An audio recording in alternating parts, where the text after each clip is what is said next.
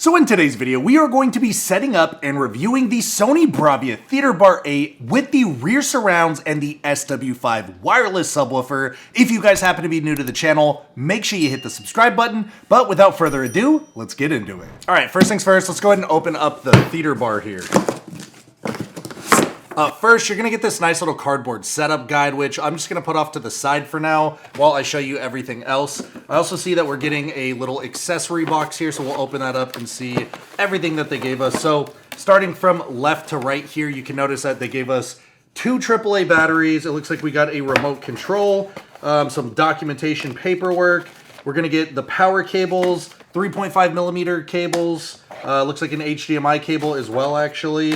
And then, I'm not sure what this is. This might be an IR repeater. So these actually appear to be either feet or maybe some type of mounting hardware, which we'll get to the bottom of it a little further along in the setup process. And then all the way on the right side here, we actually do get a couple mounting brackets and also a little bit of mounting hardware. So I think that's pretty nice that Sony ended up including that in the packaging, because there are some premium soundbar competitors like Sonos where you actually have to buy the mounting brackets separate. So pretty nice it's included. And then of course we have the soundbar itself. So let's go ahead and get this thing open and check it out.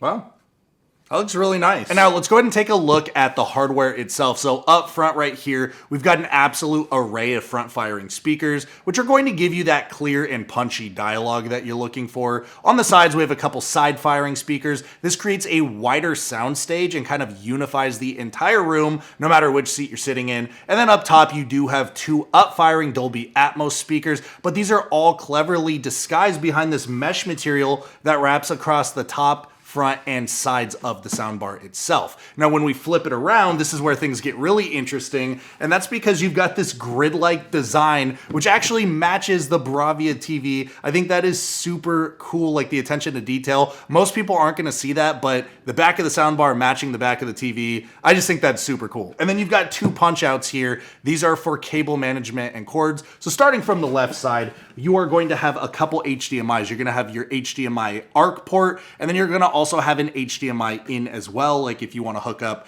maybe a Sony 4K player or something like that directly to the soundbar, you can do that. And then there's also a 3.5 millimeter port as well, so that you can add like a center channel speaker. Now on the right side, this is where your power port is going to be, and pretty nice, pretty discreet. Like I said, it's got a little cable management channel, so I kind of appreciate that. Now looking at the bottom, you're gonna notice there's a couple screw terminals here, and this is so that we can add either the feet or the mounting brackets for the wall. So let's go ahead and add 1 on each side so I can show you guys what it looks like. One thing that I noticed about the feet is they have different materials on each side. So the side that actually goes onto the soundbar itself has a nice felt-like material so it doesn't scratch. And then the other side's got these like heavy-duty rubberized grips so that they can sit down and the soundbar is not gonna move around or slip, and I think that's pretty cool. And then similarly on the wall mounting bracket, it also has another piece of felt, which goes felt side down onto the soundbar. This way it doesn't scratch. All right, and now that we have both installed, I'll go ahead and get a little bit of close-up so you guys can see what the difference is and what these look like. But for my purposes, I'm actually gonna put the other foot on here. I'm not gonna be wall mounting this. This is actually gonna go in my bedroom. It's gonna sit on my dresser. So let's go ahead and get this thing installed to the TV. And then after we sound test this by itself, then we will add the rear speakers, then we will add the sub, and vice versa. That way you guys can get an idea of what it sounds like by itself, with a subwoofer, and then with a subwoofer and rear speakers.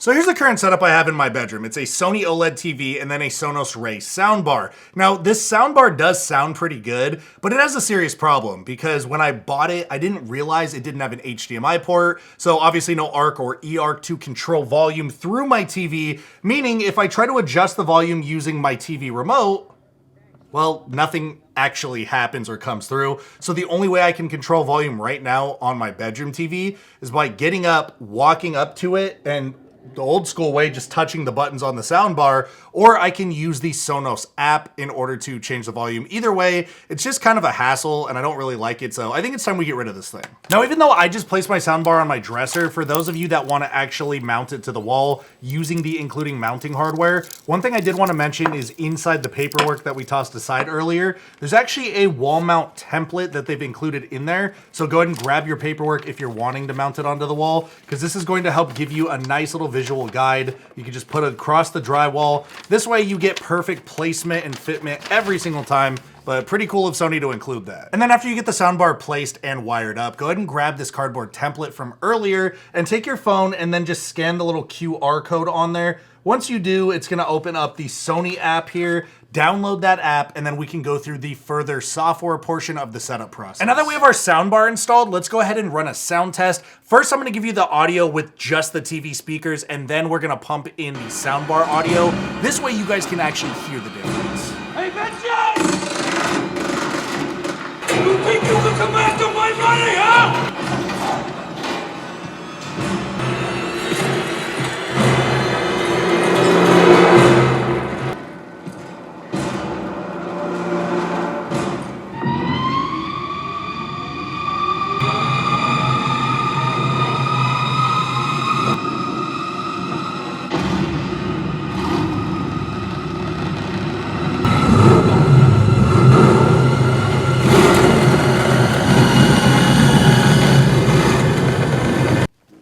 So let's go ahead and unbox and add in our subwoofer now. So this is the SW5 Sony subwoofer. It's wireless, I think it's 300 watts. And I wanna say it costs $700, but I'll pop it up on the screen if I'm wrong. So let's go ahead and see everything that comes inside the packaging.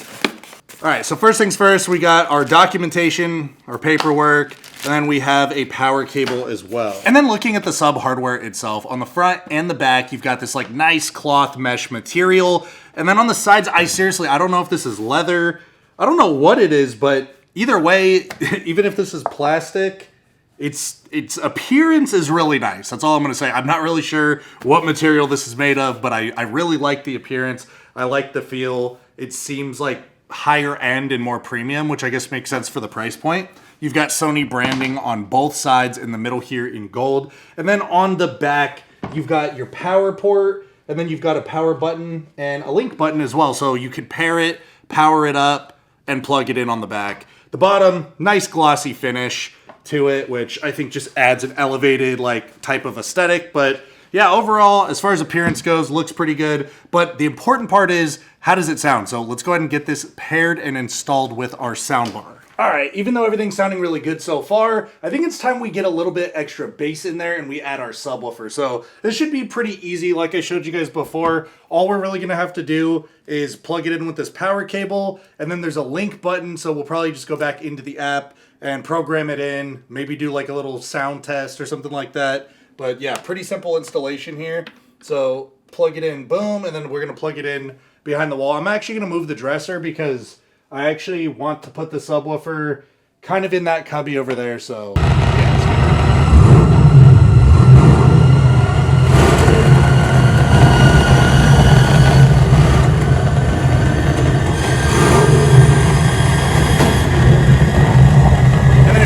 For a surround sound experience, adding rear speakers like these can make a massive difference. So these are the Bravia Theatre Rear 8s, and we'll go ahead and get them opened up. I'll show you what they come with, and then we'll go ahead and get them hooked up to the system. We'll run another sound test and then determine basically if it's worth spending the extra money or not. But yeah, you can check these out right here. So we've got two different speakers. Again, we have our little cardboard setup guide, which we will place to the side for now, and another accessory box. So let's go ahead and open that up and find out what they're giving us. So first up in the packaging, you're gonna get a bunch of documentation and warranty information, which you can just put aside for now. And then you're also going to be getting two different power cables. And since these are wireless rear surrounds, you will have to plug them each in individually to a wall outlet. So just plan ahead, make sure you have an extension cable or enough available outlets to plug these things in wherever you're trying to install them. And then finally, of course, you get both of your rear speakers as well. So let's go ahead and get these open and see what they look like. And then taking a quick look at the hardware, you'll notice it's a relatively simple design. You've got 360-degree mesh, which does match with the Theatre Bar aesthetic, which is kind of nice. But on the back here, you'll notice that there is like a little rubberized door. If you peel that out, you can actually wall mount these rears, which is kind of cool. wall mount or ceiling mount, because if you have like pedestals or like mounting brackets that have like a little threaded end, these can just be threaded right on. So multiple different ways you can install and mount these, which I think is actually pretty clutch. On the bottom, heavy duty rubber grip for the feet. This way it's not going to damage like your bedside table or a bookshelf or a nightstand or whatever you have, wherever you want to place these, it'll be safe. As far as connectivity and buttons, you've got one button. It's a little button that says link, same thing as the subwoofer. This way you can link these to the soundbar. And then as far as ports go, really simple, no speaker cables or anything like that. It's wireless, so all you have to do is plug the power in on the speaker side and then plug it into the wall. And finally, time to add in the surround sound with our rear speakers.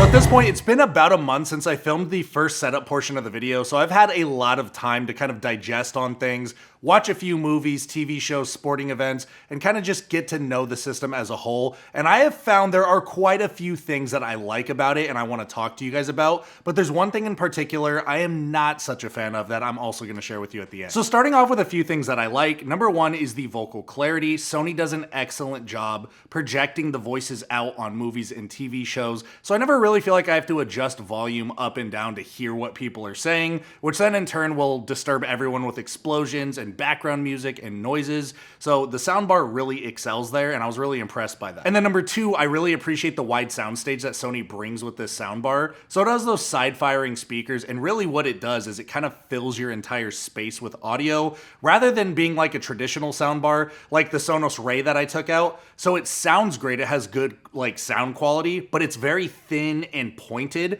So if you're sitting directly in front of it, it'll sound good, but it's not immersive whatsoever. This one feels very immersive. It actually really knocked my socks off, especially when we added in the other hardware components like the rear surrounds and the sub. It really started to feel like a full surround sound system and less like a soundbar with add-on pieces. So I think they just did such a good job, and I've really enjoyed watching movies in my bedroom more than I ever have before. And then number three, let's talk about the bass that this soundbar was able to generate without the additional subwoofer. So when I first started watching that clip of the Batman, I was really impressed with the bass. Like I almost had to double take, like, did I install that sub or not?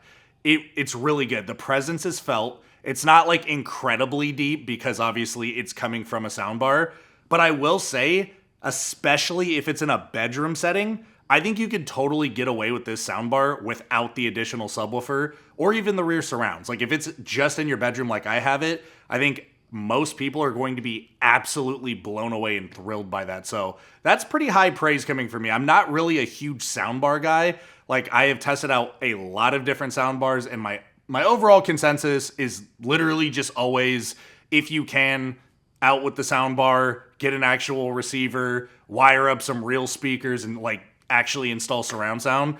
But especially when we're talking about a bedroom setting, that's not really like realistic or feasible. So in terms of that, I will say like the bass on just this soundbar alone was some of the best I've ever heard. Like maybe one or two times before have I heard a soundbar that natively just had bass that impressed me like that. So Sony did a good job with that. Now let's talk about what I did not like about the soundbar. And that of course is the Atmos up-firing speakers. I just feel like they're almost non-existent. While I talked about filling the room and having that nice presence and wide soundstage that comes from those side-firing speakers, what I didn't really hear is Atmos, like the up-firing sounds.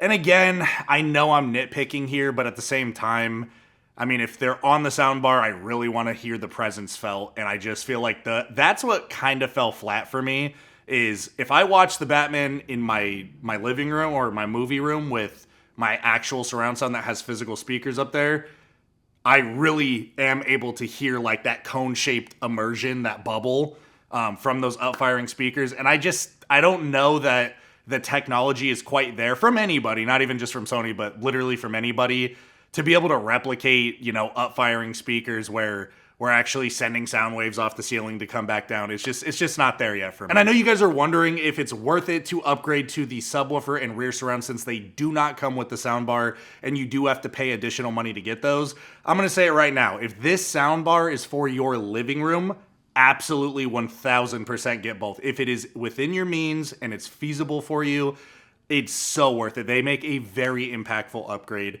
The bass, I know I just praised the bass and how it was like natively in the soundbar, but it really does take it like so much further. Like you hear that super deep growl when you hear the engine turn over on the Batmobile in the sound clip that I showed you guys before. And you can kind of go through and play through those and kind of hear the difference. Again, it's not one for one. Like you guys are not going to hear what I'm hearing through the screen. That's just not going to happen. Maybe put in headphones and try your best, but regardless, the subwoofer actually does have a very meaningful upgrade. Not the type of upgrade that's gonna like rattle the bones of your house and bother your neighbors, but like the type of upgrade that actually makes an impactful difference, and I would be happy to spend the extra money on. And then the rear surrounds, they're not gimmicky. And the reason I say that is because I've tested out a lot of soundbars that have additional rear surrounds that either come with it or that you can purchase separate. And to be honest, they're usually gimmicky. These ones actually made an impact to the point where I kept going, whoa, turning my head when I was watching a movie because I was so caught off guard by how awesome the sound was coming, being pumped back from behind me. I think they make a big difference and definitely something I would add, especially if you like watching movies. If you're just watching like sitcoms, like you saw me watching Friends earlier, maybe not. It is funny because when you watch Friends, you get the laugh track that like fills from behind you, so you kind of feel like you're in the audience, and it is kind of immersive and fun. But like the realistic part of all of this, if it's in your living room and or you love movies and you like watching like real highly produced stuff like TV shows and movies, absolutely, the rear surrounds will make all the difference in the world for you. Now, ultimately, who would this sound system be for? You live in an apartment, or you're renting a home, or maybe you just don't want to run speaker cables, which is so valid. This would be a great solution, and honestly, I can't remember the last time I would have recommended, hey, you guys should definitely consider getting a soundbar, in a subwoofer with some rear surrounds. I've historically been pretty against it. I've been a fan of Sonos, but Sony right now, I have the Sonos Arc Ultra in this room. I might actually swap that out because the Theatre Bar is like night and day better for me right now, especially with the subwoofer and the rear surrounds. It really is that good. So I would highly recommend it. Obviously it's not going to beat out an actual surround sound system. So like I said, if you can actually hardwire and put speakers up in your ceilings and in your walls behind you and get some tower speakers and things like that, nothing's gonna beat that coming from a soundbar. But if you don't want to do that or can't do that, this is a really nice second option to me. With that being said, if you guys enjoyed the video, please hit the subscribe button, and if it helped you out whatsoever, give it a thumbs up. I would really appreciate that. And until I see you guys on next week's video, thanks for watching.